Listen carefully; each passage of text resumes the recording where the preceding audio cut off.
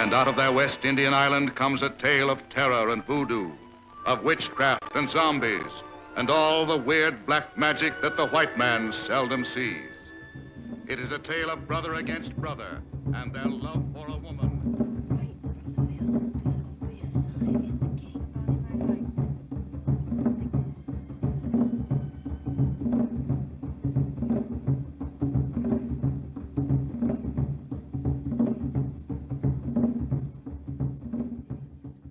After reading an article about voodoo practices in the Caribbean, producer Val Lewton tasked screenwriters Kurt Siodmak and Ardell Ray to craft a story set in that environment and loosely based on Jane Eyre. Jacques Tourneur directed the film, returning from Lewton's previous hit, Cat People. The result was I Walked with a Zombie, a poetic occult masterwork of atmosphere and suspense. Do you believe in witchcraft? Nurse Betsy Connell travels from Canada to the West Indies to take a job with the Holland family, who own a plantation on the island of St. Sebastian. She is to look after her employer's wife, Jessica, who is caught in a kind of trance due to unknown causes. Even before she steps on land, this world's mood is established as mysterious and oppressive, as if she has passed into another dimension. How beautiful. It's not beautiful.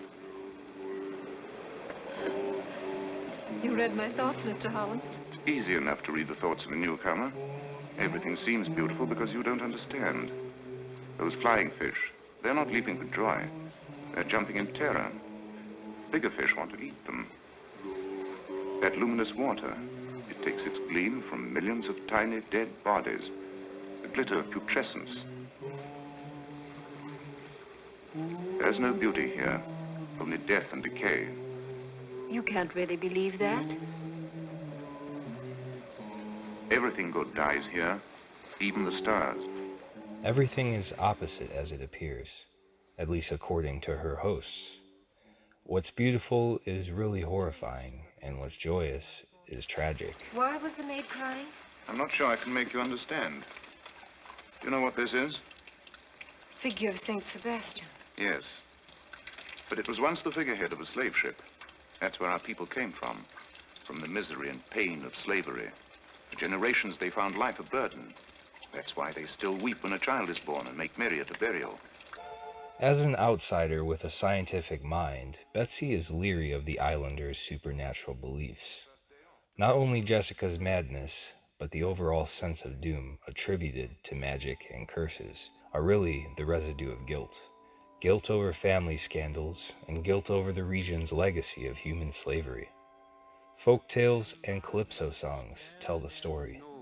The wife fall down and the evil came, and it burned her mind in the fever flame. Wes! Wes, we must get back to Fort Holland. Shame and sorrow for the family.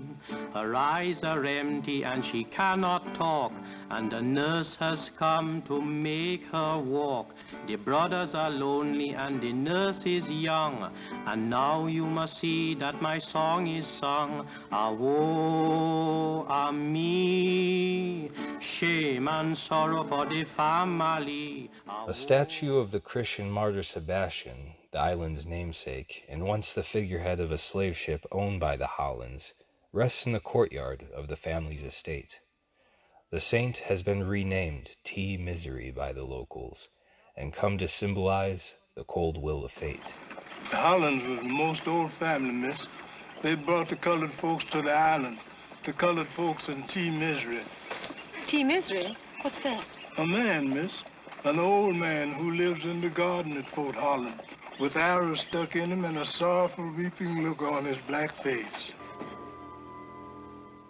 The somnambule Jessica becomes a pawn between the fearful Hollands and the voodoo priests. She fascinates the Hoongun, who desire to keep and study her. Her near-comatose state is matched by the actual zombie Carrefour, who is not a revived corpse, but a victim of the drugs used by the Hoongun to incapacitate and enslave individuals. There are other doctors. Yes, other doctors. Better doctors. Are you trying to tell me That the voodoo priest could cure Mrs. Holland? Yes, Miss Betsy. I mean that. The Hungan will speak to the Rara drums, and the drums will speak to Leba and Dambala. Better doctors. After Western medicine fails to cure Jessica, Betsy considers that the witch doctors may be able to help after all, if only by the power of suggestion, leading to the hair-raising centerpiece of the film, the trek through the cane fields to the home fort, the Voodoo Temple.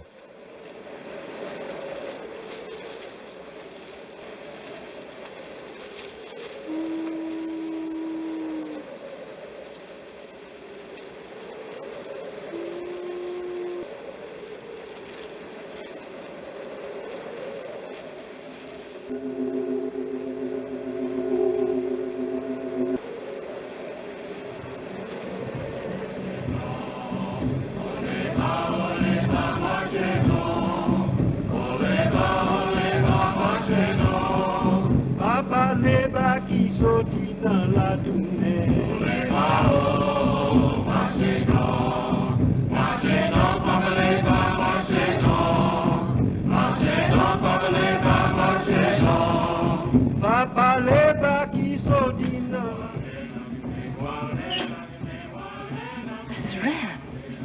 Betsy learns that Mrs. Rand, the matriarch of the family and a missionary's widow, has been disguising her medicine as witchcraft to persuade the villagers to let her treat them. As for Jessica, though several possibilities are raised, the exact cause of her condition remains a mystery.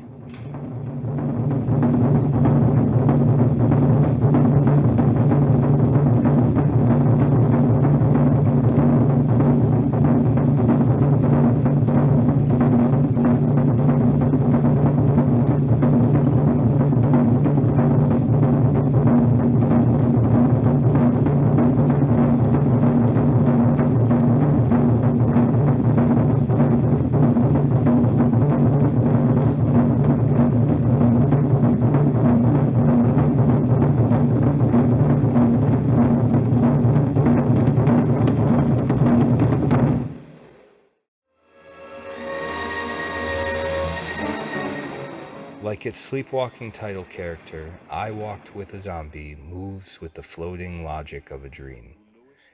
It effectively unites stylized prose dialogue, poetic imagery, folklore, and an atmosphere that submerges you into the sensation of a pleasurable nightmare.